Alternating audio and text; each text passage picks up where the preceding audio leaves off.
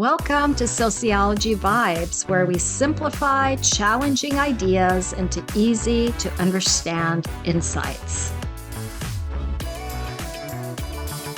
Today, our focus is on the sociological explanation of amalgamation, one of the key concepts that reflect race and ethnic relations in the United States, or what we call intergroup relations.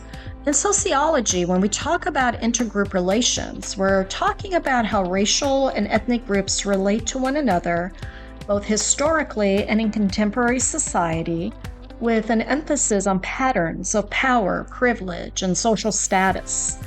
The term intergroup relations can sound neutral, but in reality, most of these patterns involve a power imbalance where a dominant group controls, marginalizes, or exploits a minority group.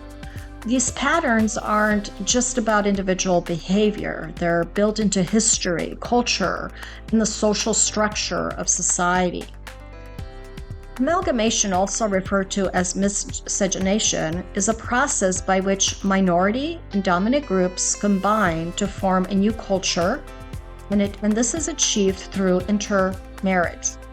Anti-miscegenation laws in the United States were struck down by the U.S. Supreme Court in 1967 decision in Loving versus Virginia. In this unanimous ruling, the court declared that Virginia's law banning interracial marriage violated the 14th Amendment to the Constitution. Amalgamation occurs through marriage, shared customs and traditions, or blended identities among people.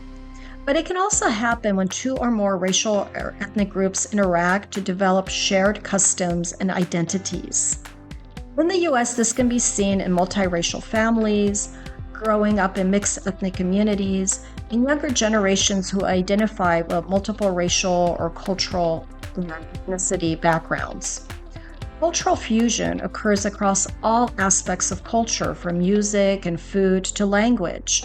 Think of hip-hop, which grew from African American experiences and now includes Latin, Asian, and global influences.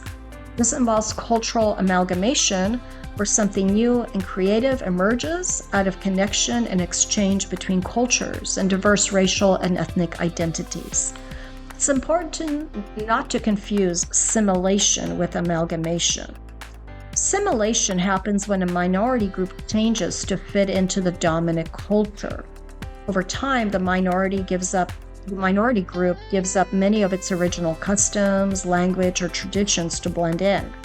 It's mostly a one-way process. The minority group adapts while the dominant group stays the same. When many indigenous American children were sent to government boarding schools and forced to give up their language and traditions to quote-unquote become American, that was assimilation. Amalgamation is different. It's when two or more groups come together and create something new through shared influence like a mixed culture, new traditions, or intermarriage between groups. In amalgamation, both sides change and contribute to a new combined identity. Another important point is that sociologists describe amalgamation in different ways. The Chili Bowl represents amalgamation, where diverse racial and ethnic groups mix and influence each other to create a new shared tradition or traditions. Unlike the melting pot, no one culture completely dominates or forces the others to disappear.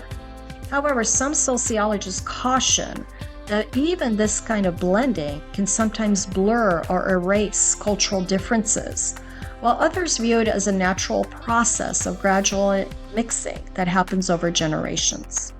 In theory, amalgamation means different groups come together and create new shared cultures, but in reality, much of what we call, quote-unquote, the American culture developed under unequal power relations. For example, when indigenous, African, and European traditions mixed through colonization and slavery. While this blending produced new forms of food, music, and language, it also reflected deep inequalities where some groups' contributions were ignored or devalued. In contemporary society, amalgamation does not erase racism.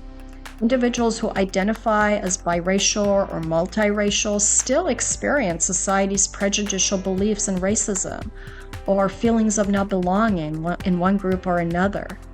Understanding amalgamation from a sociological lens encourages us to notice how our tastes, language, or identities are influenced by diverse groups.